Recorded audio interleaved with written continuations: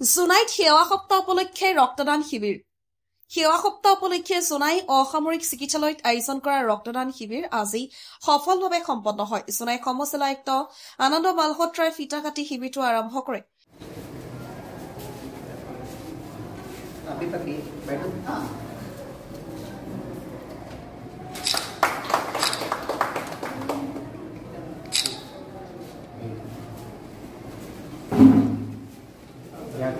তেজদান মহৎ কাম বুলি উল্লেখ কৰি বিভিন্ন বয়স আৰু বিভিন্ন পেছাত থকা বহুজন ৰাইজে অংশগ্ৰহণ কৰে। এই ৰক্তদান শিবিৰত প্ৰায় ১০ শতাধিক দাতাই স্বেচ্ছাৰে তেজদান কৰে।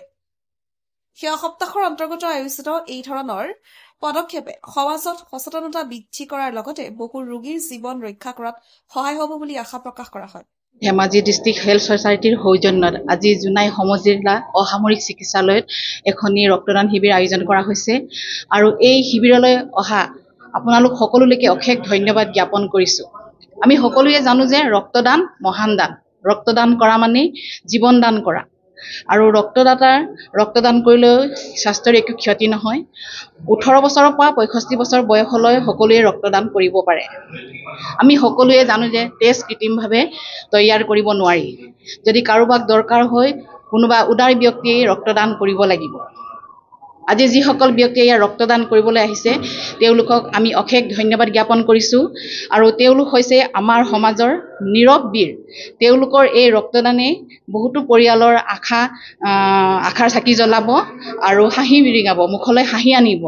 আৰু গতিকে তেওঁলোকে এই কথাটো প্ৰমাণ কৰিছে যে মানুহে মানুহৰ বাবে তেওঁলোকে ৰক্তদান কৰি এই কথাষাৰ প্ৰমাণ কৰি দেখুৱাইছে।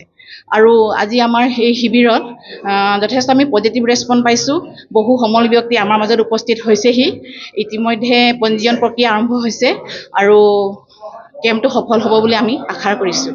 आज सेवा सप्ताह के हेतु जुनाई हमा जिला में जुनाई कोट डिस्ट्रिक्ट सिविल हॉस्पिटल में हमने एक ब्लड डोनेशन ड्राइव ऑर्गेनाइज किया है। इस ड्राइव के अंदर around we are expecting 30 volunteers आज ब्लड डोनेट करेंगे एंड सिमिलर ड्राइव पूरे धेमाजी जिला में सेवा सप्ताह के हेतु आज किया जा रहा है। तो इसमें हमारी student organisations, college students, volunteers, market समितीज़ एंड बहुत सारी ऑर्गेनाइजेशंस ने बहुत सिविक सोसाइटी से आके यहाँ पे ब्लड डोनेशन दिया है, जिसके लिए we are very very grateful and हम होप करते हैं कि इन फ्यूचर ऑल्सो ऐसा कम्युनिटी ड्रिवन इनिशिएटिव्स हम करते रहें जिससे हमारे ज़िला की हेल्थ सुरक्षित रहे। धन्यवाद।